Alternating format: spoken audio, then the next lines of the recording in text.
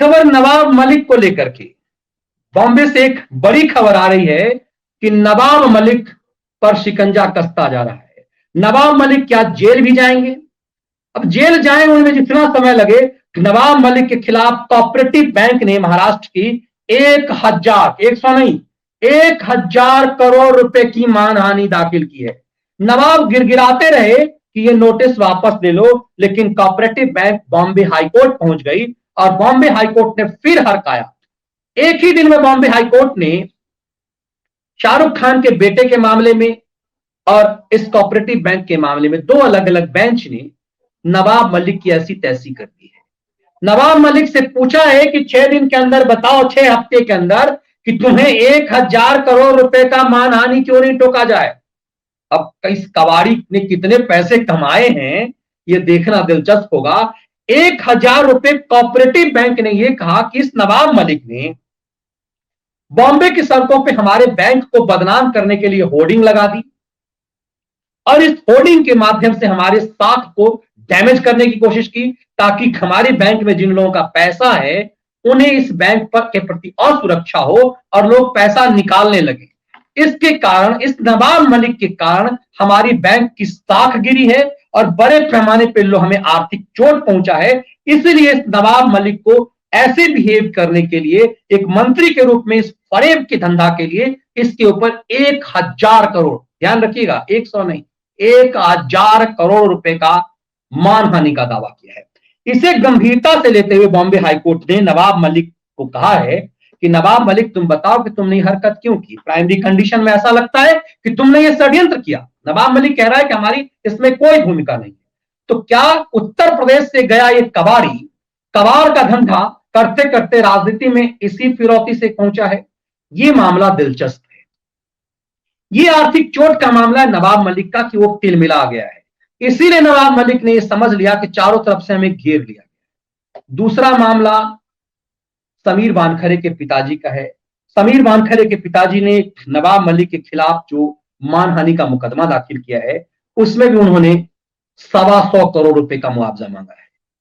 तो नवाब मलिक के लिए कहा गया है इस मामले में अब कि पहले था कि 9 दिसंबर तक तुम मुंह पे लगाम लगाओगे नवाब मलिक।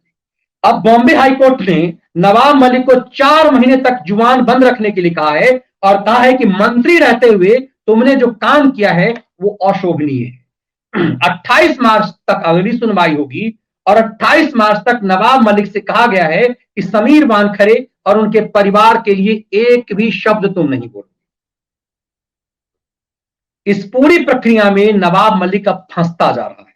नवाब मलिक मंत्री के रूप में एक मंत्री की गरिमा को ध्वस्त करते हुए रोज जिस ढंग से नवाब मलिक आकर के बैंड बजाते थे समीर वानखेड़े की, उनकी साख, दरअसल इस देश में केजरी स्टाइल की राजनीति छा गई कि बस आरोप लगाओ और देश की जनता उसे मान लेगी सच और उसके बाद तो कुछ करना नहीं है। केजरी ने यही काम किया, बहुतों को डैमेज किया, लेकिन केजरी यही कुकृत्य करने जब अरुण जेटली और नितिन गडकरी के पास गए तो घुटने के बल लेटना पड़ गया, घुटने के बल आकर के और नाक रगड़ना पड़ा, जमीन पर माफी मांगनी पड़ी। जब आप सच के साथ होते हैं तो आपके खिलाफ कोई केजरीवाल कुछ नहीं कर पाता। तो दरअसल महाराष्ट्र का केजरीवाल बनने का षड्यंत्र कर रहे थे नवाब मलिक कि बस किसी का इमेज डैमेज कर दो। इसीलिए समीर वानखेड़े जो जिनकी ईमानदारी के बारे में चर्चा होती थी, कम से कम इतना तो हुआ कि नवाब मलिक ने उनके साख को डैमेज कर दिया।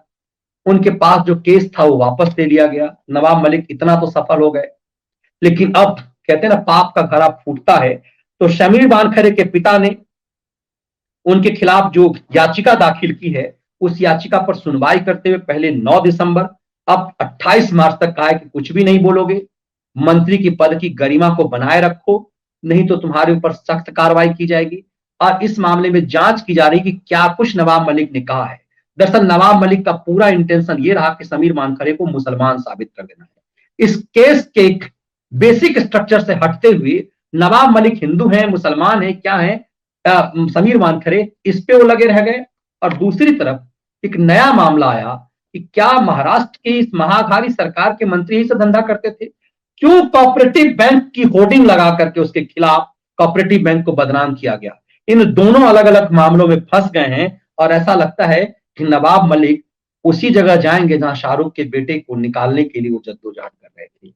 आगे आगे देखिए होता है क्या।